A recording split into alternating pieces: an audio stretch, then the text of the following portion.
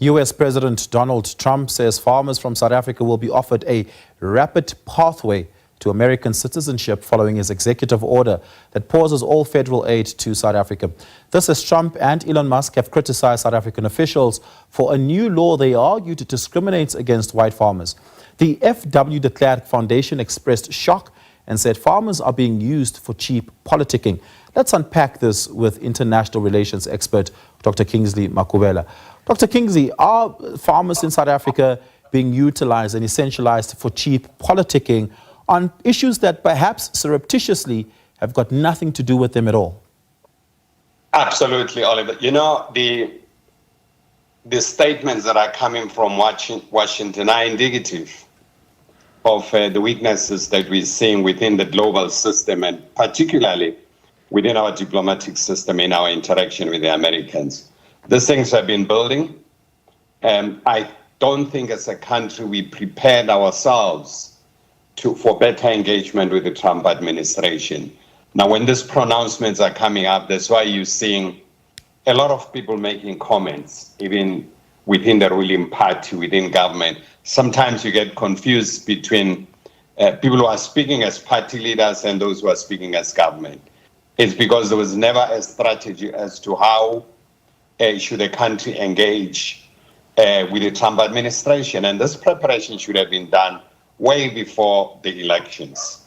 But can you predict an unpredictable administration that seemingly changes its position on several issues depending on the mood the president is when he wakes up in the morning? I can imagine one would have to prepare for an administration coming in, especially if they're an important partner in your trade and diplomatic relations. But if you can't predict the behavior of that administration, how do you begin to prepare for it? You see, look at the Europeans, for instance, Oliver. They better prepare themselves for the engagement. And once Trump started to make certain pronouncements, they dispatched a delegation of Macron and later on Starmer to go and engage with Trump. And they never fell into the trap of exchanging insult with Trump. I mean, there are things that Trump said during Macron and during Starmer's visit that you would have expected the UK and France to have responded. But they knew the beast they were dealing with, and they were able to handle that within the parameters of this beast they are dealing with. Do we have a similar approach? You know, in diplomacy, you must do constant review of key strategic countries and be able to predict the changes and develop strategies of how to mitigate possible fallout. The fortunate thing, Oliver, is that this is the second coming of Donald Trump. So we knew what kind of character he is. We've seen his pronouncements even during the campaigns. We should have better prepared, in my own view. Yeah.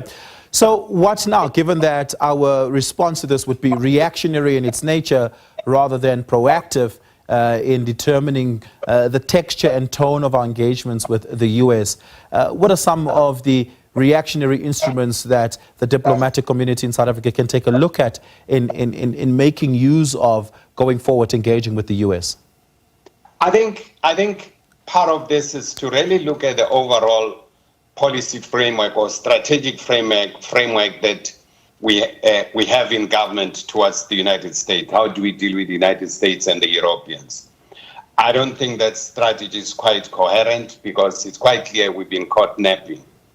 And I think the other thing, you know, you find the sentiment, Oliver, that we can send any diplomat. I think it was a big mistake that we sent Rasool to the U.S.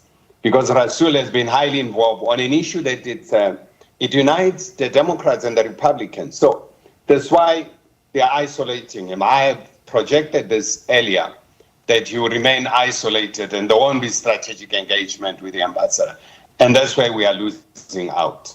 Yeah. So given that Keir Starmer as well as Emmanuel Macron had taken initiative to visit U.S. President Donald Trump to iron out some of the issues, although the visit of Keir Starmer went a little bit better than the visit of Emmanuel Macron on the one hand, should President Ramaphosa perhaps ferry to Washington himself to lead these conversations and not leave it up to the DIRCO instruments that we have?